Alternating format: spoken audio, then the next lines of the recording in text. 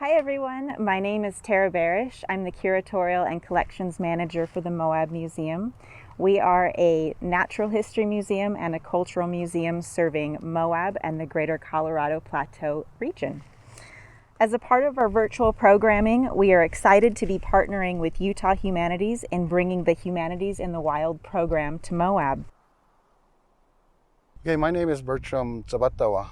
I am a Hopi tribal member from the village of Old Arabia, a member of the Corn Clan. I'm Don Montoya. I'm a former archaeologist with the Bureau of Land Management and a former museum curator with the Anasazi State Park Museum in Boulder, Utah. We're here today looking at prehistoric Native American rock imagery sites near the Colorado River.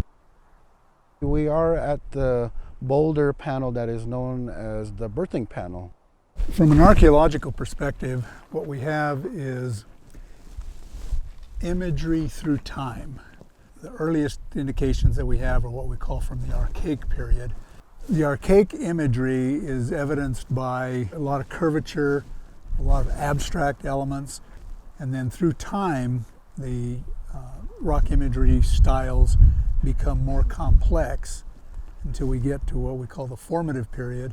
It's more geometric, and then after we get through the formative period, then we then see proto-historic or imagery of the ancestral peoples that are here today. He was mentioning about the different styles and time periods. A lot of the visuals, knowing to be the birthing panel, you do have the females that's showing of birthing, not just of that prominent figure over there, but you can see the linear style of a female figure.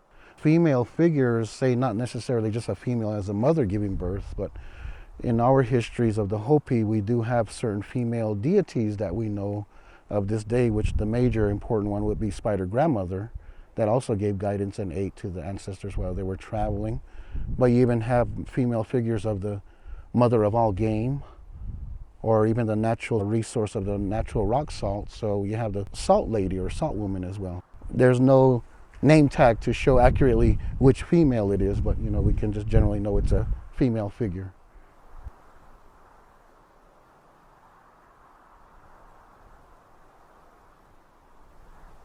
We're now at the mouth of Moonflower Canyon.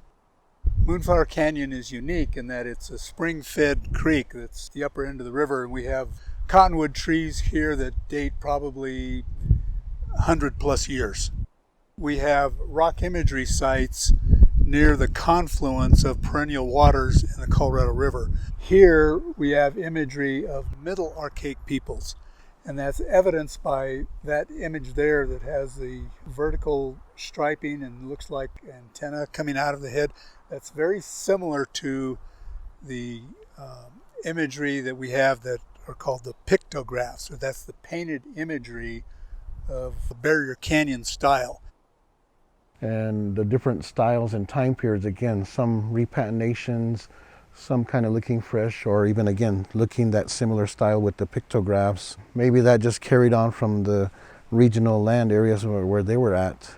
As Don was sharing about a lot of the imageries being by the confluences into the main Colorado River, snake symbols or the wavy lines, just a commonality for the descriptions of the water. So the riverways, the channels, water sustains life. So definitely wherever there's water, you will find maybe the ancestral site, occupation locations, or where they were visiting and making maybe their pilgrimages or to conduct ceremony or just connect back to nature or connect back to the Mother Earth. So there's always variations of understandings of how place sites were being utilized by the ancestors. We're now at a rock imagery site that's commonly referred to as the Wall Street or the Wall Street panels. This one that we're looking at is particularly unique in that we're transcending a time component. So for example, the one on the bottom, as we discussed, these are more abstract, more non-linear. As you can see from the winding image that we talked about as being indicative of water or waterways, but if we pan up the panel and we look above that, there are several geometric figures spanning a period of anywhere from 1,500 to 2,000 years. between the time that these lower figures were put on versus the upper figures. And then myself, what I do see here in the uppers is descriptions of hunting. The multiple spoked antler one is definitely a depiction of the elk.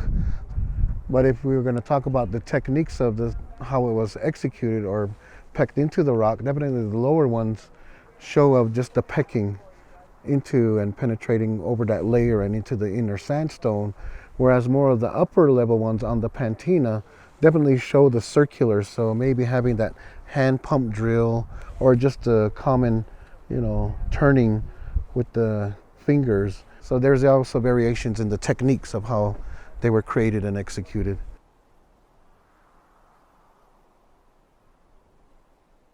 We're now at a popular rock imagery site called the Poison Spider site. It's directly across the Colorado River from the confluence of Cane Creek. So we're coming down to where we have today's contemporary Native American descendants of these ancestral peoples, the tribes that have cultural affiliation to this area around Moab, particularly the western Puebloan tribes and the Ute and Paiute Numic peoples. This is actually my first time to be at this particular site of the poison spider.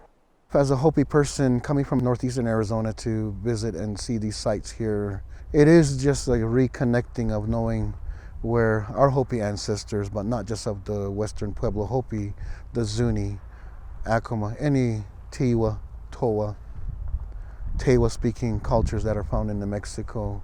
There's a lot of that connections that people would feel when they do come and visit these sites in different locations. Thank you for this opportunity to be part of this project here, and hopefully I can come again and visit other parts of the state of Utah.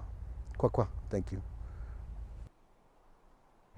On behalf of the Moab Museum, we'd like to thank archeologist Don Montoya for sharing an archaeological perspective of these ancestral sites, and Bertram for sharing the spiritual Hopi perspective of these sites. And I'd also like to remind everyone that if you find yourself visiting, to visit with respect, and by that, don't make marks on the sites, don't make marks on the panels, and please, if you can refrain from touching, the oils in your fingers can degrade and damage the site. So please enjoy the ancestral history with respect.